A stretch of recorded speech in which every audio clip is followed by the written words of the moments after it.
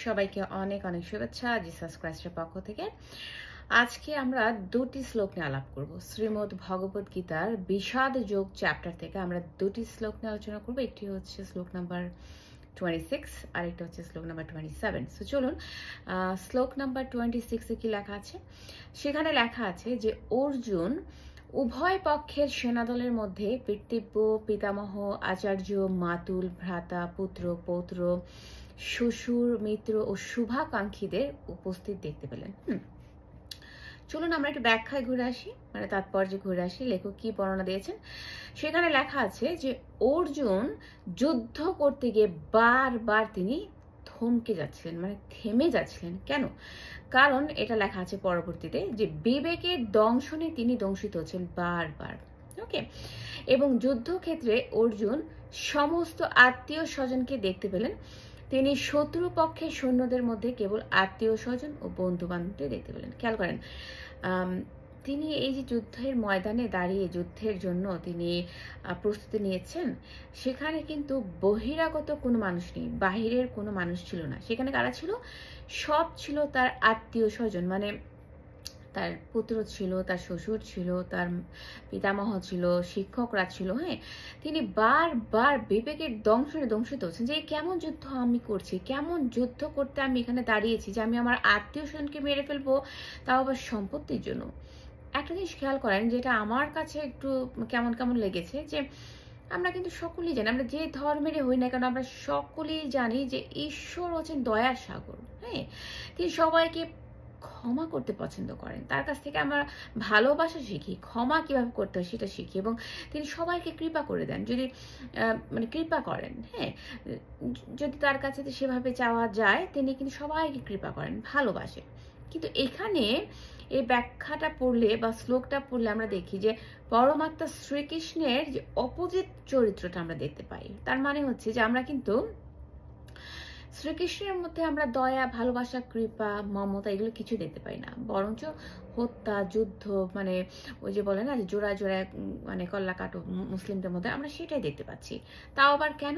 এই যুদ্ধটা কিন্তু লেগেছিল সম্পত্তির ভাগ বাটোয়ারের জন্য। হ্যাঁ, এই যে চরম লেভেলে একটা গণহত্যা আমরা দেখি, যেটা হিন্দুদের ঘরে হয়েছে, শ্রীকৃষ্ণের জন্য হয়েছে। শ্রীকৃষ্ণ কিন্তু হচ্ছে থার্ড পার্সন, একটা কোনো, তিনি কিন্তু কোনো মতেই ঈশ্বর দাবিদার করতে পারবেন না। আপনারা যদি আমার প্রত্যেকটা লাইভ শোনেন শ্রীমদ্ ভগবত গীতা, তাহলে আপনারা বুঝতে পারবেন যে শ্রীকৃষ্ণ এবং অর্জুন ছিল, তারা বন্ধু ছিল।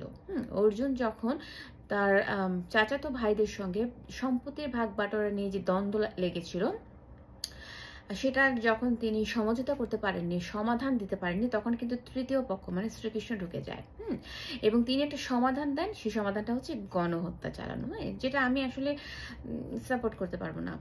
কারণ আপনি একটা জিনিস খেয়াল করেন, যে একটু আগে যেটা বলেছি যে ঈশ্বর হচ্ছেন ভালোবাসা, যেটা বাইবেলও বলে যে গড মিনস লাভ, মানে গডের যে ক্যারেক্টার, যে নেচার, সেটা হচ্ছে ভালোবাসায় পরিপূর্ণ একটা ডিভাইন একটা লাভ আমরা দেখি। কিন্তু শ্রীকৃষ্ণের মধ্যে আমরা এটা পাই না। বাট আমরা যদি একটু মাথা ঘামাই, আমরা সেখানে দেখবো যে আমরা কিন্তু অর্জুনের মধ্যে কিন্তু আমরা কৃপাসুলভ ভাবটা আবার দেখতে পাই। ওকে, কারণ অর্জুন কিন্তু বারবার মানে যুদ্ধ করতে গিয়ে থেমে যাচ্ছে, থমকে যাচ্ছে, যেটা আসলে তার মধ্যে আসলে একটা একটা মায়া, মমতা যে গ্রো করা হচ্ছে, বা একটা ভালোবাসার যে একটা সুবাস এখনো আছে, সেটা কিন্তু আমরা ফিল করতে পারি। 27 নম্বর শ্লোকে যেটা লেখা আছে সেটা আমি পড়ছি। সেখানে লেখা আছে যে যখন অর্জুন সকল রকমের বন্ধু ও আত্মীয় স্বজনদের যুদ্ধক্ষেত্রে উপস্থিত দেখলেন, তখন তিনি অত্যন্ত কৃপাবিষ্ট ও বিষণ্ণ হয়ে বললেন, কি বললেন সেটা জানতে হলে চোখ রাখতে হবে আগামী পর্বে। ওকে, সো আগামী পর্বে কিন্তু আমরা আরো হৃদয় বিদারক একটু তথ্য পাবো, যেটা শুনলে আপনাদের চোখের পানি চলে আসবে। সো আজকের মতো এতটুকু শেষ করছি শ্রীমদ্ ভগবত গীতার বিষাদ যোগে শ্লোক নাম্বার 26 এবং 27 নম্বর পর্বটি। ওকে, সো 27 নম্বর শ্লোকটি, সরি আমি তো পর্ব নাম্বার দিচ্ছি না, কারণ আমি ভেঙে ভেঙে যেহেতু করছি।